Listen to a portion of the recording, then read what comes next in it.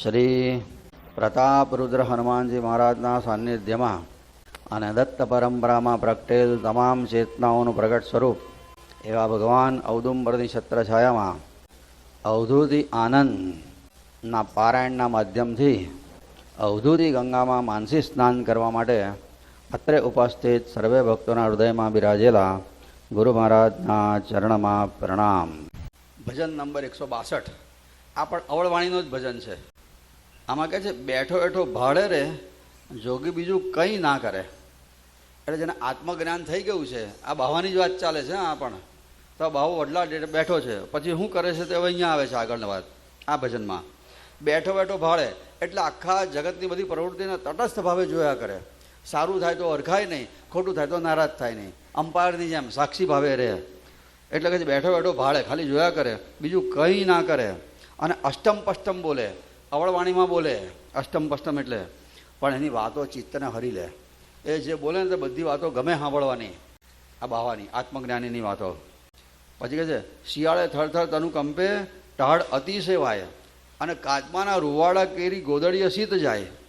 આ સીધું અર્થ શું થાય? શિયાળામાં ટાળ વાય તો શરીર ધ્રુજે, ચલો, પણ કાચબાના રૂવાડા હોય અને રૂવાડાને પછી ગોદડી બનાવવાની ને એને ઓઢવાની, તારે ટાળ જાય અને ઓઢે તે અરખાય, બીજા પ્રાણીઓ ટાળે મરી જાય. અહીંયા શિયાળો એટલે શું? શિયાળો એટલે અજ્ઞાન. શરીરને પોતાનું સ્વરૂપ માનવું એને શિયાળો કહેવાય. તો અજ્ઞાનને લીધે આ શરીર ધ્રુજે. એટલે અજ્ઞાની માણસ હોય, સંસારમાં જે રચ્યા પચ્યા છે તે કાયમ બીકમાં જ જીવતા હોય. એટલે કહે છે, થરથર તનુ કંપે ટાળ અતિશય વાય. અજ્ઞાનને લીધે આ બીકમાં ને બીકમાં જ જીવ છે. જ્ઞાની નિર્ભય હોય, અજ્ઞાની ભયમાં રહે. એટલે સતત એને બીક લાગે, આમ થશે, બીમારી આવશે, મરી જવાશે, કલંક લાગશે, પૈસા છોડી જશે, ગરીબ થઈ જઈશું, આવી રીતના સતત બીકમાં ને બીકમાં રહે. એટલે એનું શરીર થરથર તનું કંપે અતિશય ટહળવાય. અજ્ઞાન એને એટલું બધું ઘેરી વળે છે. અને કાચબાના રૂવાડા, કાચબો એટલે સંયમ. કાચબાને છે ને જોખમ આવે ને ત્યારે એના 4 પગને પોતાનું મોઢું અંદર ખેંચી લે. એટલે ઇન્દ્રિયોને જેને પોતાના વશમાં કરી છે ને એવો. તો એ કાચબાના રૂવાડા એટલે સંયમ રૂપી જે છે એ કાચબાના રૂવાડા એને કીધા. જેણે પોતાને વિષયોમાંથી મનને પાછું ખેંચી લીધું છે, ઇન્દ્રિયોનું દમન કર્યું છે, એવા એને વૃત્તિઓને કાચબાના રૂવાડા કહેવાય. અને એવી એની ગોદડી ઓઢે. એટલે જે આવી ગોદડી ઓઢે, વિષયોને છોડીને પોતાની અંતર્મુખ થઈ જાય, એને અજ્ઞાનની ટાળ દૂર થાય. અને ઓઢે તે અરખાય, બીજા પ્રાણી ટાળે મળે. બાકી સંસારમાં જે અજ્ઞાનમાં રહ્યા એમને તો અજ્ઞાન પજવવાનું જ છે બીજા બધા જીવોને, અને ટાળે ટાળે મરી જવાના. જેની એનો અર્થ આવો થાય કે જેને વિશ્વમાંથી મનને પાછું ખેંચી લીધું છે ને એને આ ગોદડી ઓઢી કહેવાય. કાચબાની ગોદડી, કાચબાના રૂવાડાની. પછી કહે છે, ભૂખ્યો ખાય માંસ પોતાનું. ભૂખ્યો એટલે આત્મજ્ઞાનની જેને ભૂખ લાગી છે, પરમાત્માના દર્શનની જેને તીવ્ર તાલાવેલી જાગી છે ને એને કહેવાય ભૂખ્યો. અને ભૂખ્યો ખાય માંસ પોતાનું. એનો અર્થ શું? જે ભગવાનના માટે બહુ આતુર થયો છે ને એ દેહ ભાન ભૂલી જાય ને, એટલે ખાવા પીવામાં બહુ રસ ના હોય ને, એટલે એનું શરીર સુકાઈ જાય. એટલે પોતાનું માંસ પોતે જ ખાય છે એવું થયું ને. એ વખતે એનું શરીર સુકરકડી હોય. જો યોગીઓ બહુ ભક્ત હોય ને એ જાડિયા ના હોય, એમના શરીર પ્રમાણસર હોય, કાં તો શુક્લા હોય. એટલે પોતાનું જ માંસ ખાય. કોણ? ભૂખ્યો. ભૂખ્યો એટલે પરમાત્માના દર્શનનો ભૂખ્યો હોય ને તે. અહીંયા સુકાઈ જાય છે એ લોકો. યોગીઓ જે હોય ને ભક્તિના માર્ગે આગળ વધેલા કોઈ જાડા નહીં મળે કે એ અર્થમાં એ શુક્લા હોય. એટલે પોતાનું માંસ જ પોતે ખાઈ જાય. અને પ્યાસો કરે મધુપાન. પ્યાસો કરે મધુપાન એટલે જેણે આ સમાધિ સુખ ભોગવવું છે, પરમાત્માનું સુખ જેને ભોગવવું છે, પ્યાસો એ મધુપાન કરે. મધુ એટલે અમૃતનું પાન કરે. જે તરસ્યો થયો ને કે મારે ભગવાનના દર્શન કરવા જ છે, એ પ્યાસો થયો. અને એને પછી પરમાત્માનું જ્ઞાન, પરમાત્માનો આનંદ એને મળે એ મધુપાન કરે, અમૃત પાને કરે. જાગતો બોલાવ્યો ના બોલે. જ્ઞાની પુરુષ છે ને એને તમે બોલાવવા જાઓ ને તો મોટે ભાગે મૌન જ હોય. જેને જીસને પાયા ઉસને છુપાયા એ મૌન થઈ જાય. અને ઊંઘમાં કરે બુમરાણ. ઊંઘમાં કોણ? અજ્ઞાની એટલે ઊંઘમાં રહેનારા. અજ્ઞાની માણસ સંસારના સુખમાં જે રચ્યા પચ્યા છે ને બધા ઊંઘમાં છે એવું કહેવાય. તો એ ઊંઘમાં જે છે એ બૂમ બૂમ કરે. જોજો સંસારમાં જે લોકો છે ને એ લોકો સૌથી વધારે ફરિયાદો કરતા હશે. મોંઘવારી બહુ છે, બેકારી બહુ છે, ગરીબાઈ બહુ છે, ગરમી બહુ પડે છે. ઉનાળામાં ગરમીની વાતો પડે, શિયાળામાં ઢાળ બહુ પડે, ચોમાસામાં વરસાદ બહુ પડે. એ સતત ફરિયાદો જ કરતા હોય. ઊંઘમાં કરે બુમરાણ, એનો અર્થ આવો. જે સંસારમાં જીવે છે સંસારના માટે એ લોકોને ફરિયાદો બહુ જ હોય આવી બધી. ગરીબાઈ બહુ છે, આનો ભાવ વધી ગયો, ત્યાં આમ થયું, ત્યાં આમ થયું, બસ આખો દિવસ એની ફરિયાદો જ ચાલતી હોય.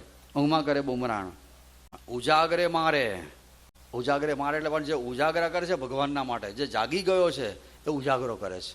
અને ઉજાગરે એ મારે, ઇન્દ્રિયોને મારે. અને એ કોને મારે? આશા તૃષ્ણારૂપી પોતાની ઈચ્છાઓને મારે છે. જે ઉજાગરા કરે ભગવાનના માટે મારે કોને? આ સંસારના વિષયોની લાલચને મારે છે. એનો અર્થ એવો થયો. અને અન્ય પાપી પોતે જ મરે. અન્ય પાપી એટલે જે વિષયોમાં રચ્યા પચ્યા છે તે પાપી, એ પોતાની જાતે જ મરવાના. ગમે એટલી ફરિયાદો કરે તો એમની ફરિયાદો રહેવાની જ મરતા સુધી. એ પોતાના પગ ઉપર કુહાડો મારે છે. આવો અર્થ થાય. પછી મીન તરફડે મહાસાગરમાં, રણમાં પામે સુખ. મીન એટલે મન. અહીંયા મીનનો અર્થ કરજો પહેલાં મન, નહીં તો આ પગનીમાં સમજણ નહીં પડે. મીન તરફડે મહાસાગરમાં. મહાસાગર એટલે વિષયોનો સંસાર, સંસારના બધા વિષયો એ મહાસાગર જેવા છે. તો મન સંસારમાં જશે ને એટલે તરફડશે, હેરાન થઈ જશે. ત્યાં આગળ સંસારમાં જાય તો આપણે રોજ તરફડીએ જ છે ને, કેટલી ફરિયાદો કેટલા દુઃખ પડે છે. મન સંસારમાં જશે, સંસાર એટલે મહાસાગર. તો મન સંસારમાં તરફડે છે, રણમાં પામે સુખ. એટલે રણમાં એટલે જ્યાં સંસારમાંથી બહાર નીકળ્યું ને, પાણી નથી, એ રણ કહેવાય. તો એ રણમાં એને સુખનો અનુભવ થાય. મનને સંસારમાંથી પાછું ખેંચો પછી એને સુખનો અનુભવ થાય. વિષયાનંદ ભોગવે એમ એની તરફડાટ વધતી જાય, પણ નિર્વિષય મન થાય, રણમાં જાય પછી એને સુખ મળે. ખાધે પેટના કોદી ભરાય, ઉપવાસે ટળે ભૂખ. સંસારના વિષયોનું સુખ ભોગવ્યા કરો એને ખાધા કહેવાય. તો કદાપી એ ધરાય નહીં. વિષયોનું સુખ ભોગવનારા ગમે એટલું સુખ ભોગવે તોય, ગમે એટલું સારું ખાય તો ધરાય નહીં.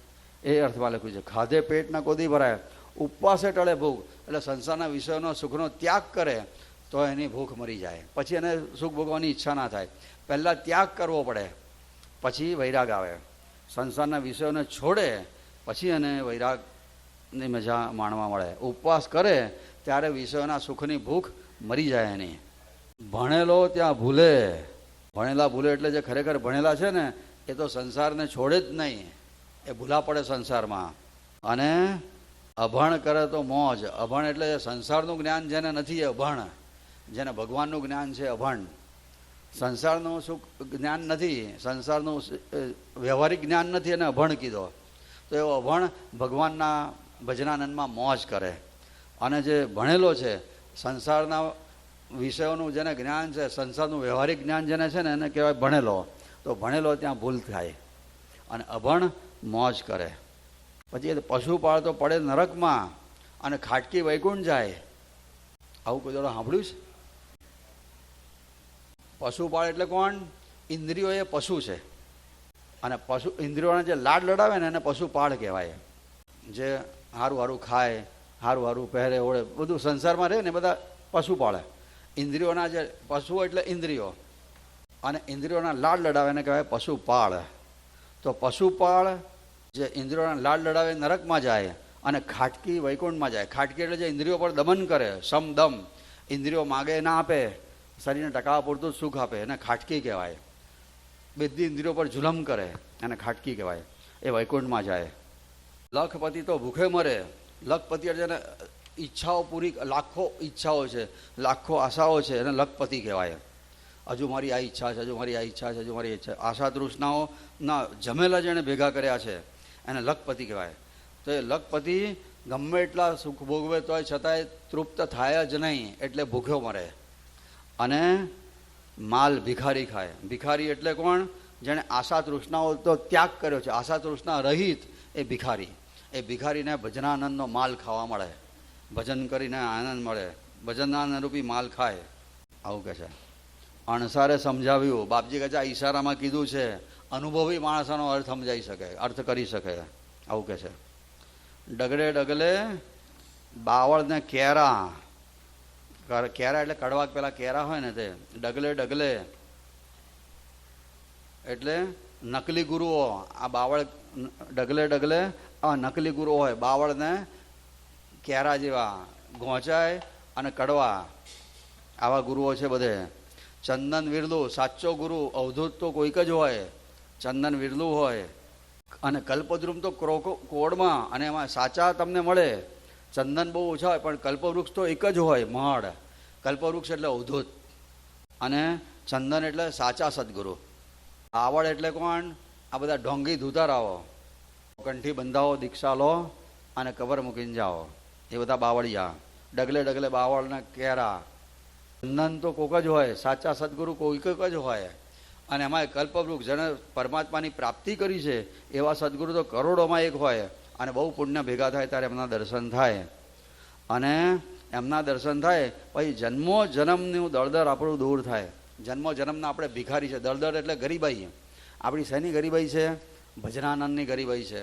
આપણને ભોગવવા મળતો નથી, ભગવાનનો આનંદ આપણને મળતો નથી, એનું દળદર છે જન્મો જન્મનું. પણ આવા અવધૂતના દર્શન થાય તો જન્મો જન્મનું દળદર દૂર થઈ જાય, હરી લે. આવી આ આવળવાણીનું આ બીજું ભજન છે. સદગુરુ ચંદન જેવા, પણ આપણને જે સદગુરુ મળી ગયા એ કલ્પવૃક્ષ જેવા. આ 163 નંબરનું ભજન છે, પરિક્રમા દરમિયાન લખાયું. પરિક્રમા કરતા કરતા બેઠો બેઠો ભાળે રે જોગી બીજું કાંઈ ના કરે. બેઠો બેઠો ભાળે રે જોગી બીજું કાંઈ ના કરે.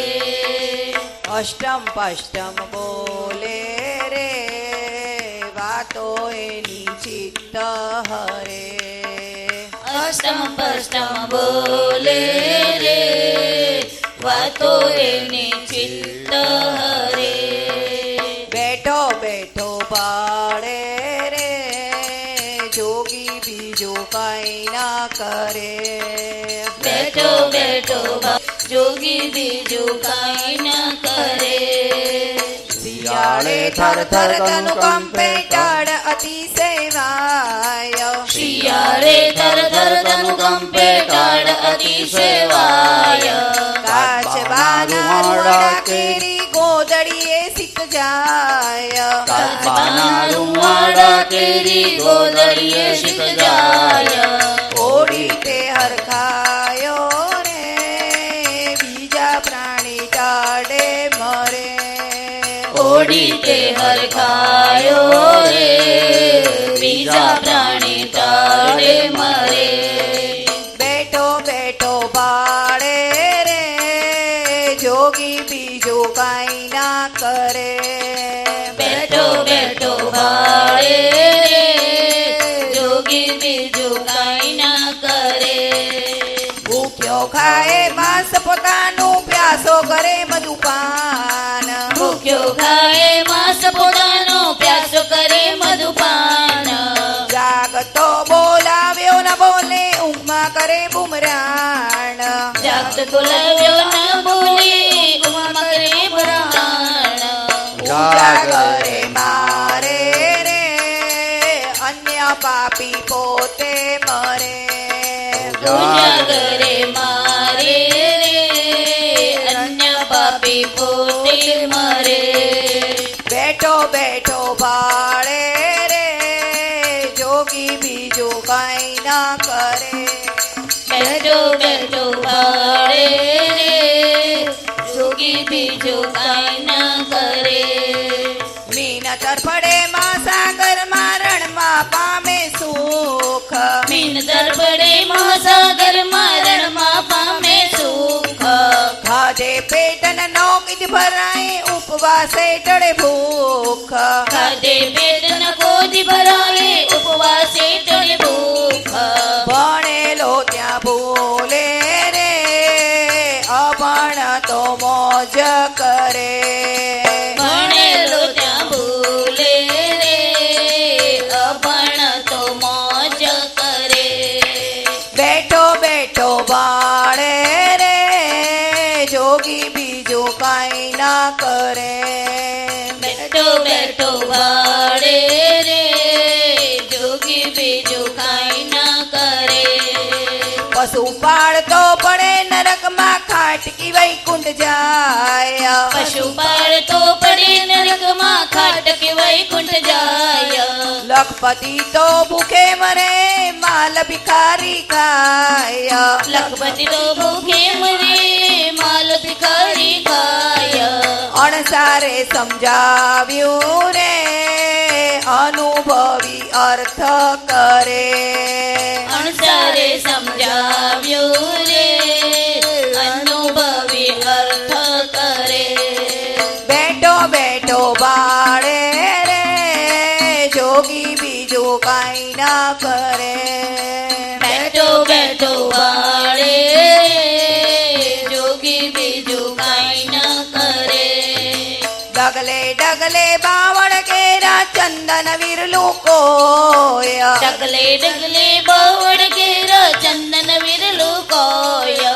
કલ્પદ્રોમતા કોક કરોડે પુણ્ય દર્શન હોય કલ્પદ્રુમ તો કોક કરોડે પુણ્ય દર્શન હોય જન્મો જન્મના રે દળ દળ રંગ હરે જન્મ જન્મ રે દળ દળ રંગ હરે બેઠો બેઠો બાળે રે જોગી બીજું કાંઈ ના કરે બેઠો બેઠો ભાડે રે જોગી બીજું કાંઈ ન કરે અષ્ટમ પષ્ટમ બોલે રે વાતો એની ચિત્ત હરે અષ્ટમ પષ્ટમ બોલે રે વાતો એને ચિત્ત હરે બેઠો બેઠો બાળે રે જોગી બીજું કાંઈ ના કરે બેઠો બેઠો ભાડે રે જોગી બીજું કાંઈ ન કરે અવધૂત ચિંતન શ્રી ગુરુદેવ દત્ત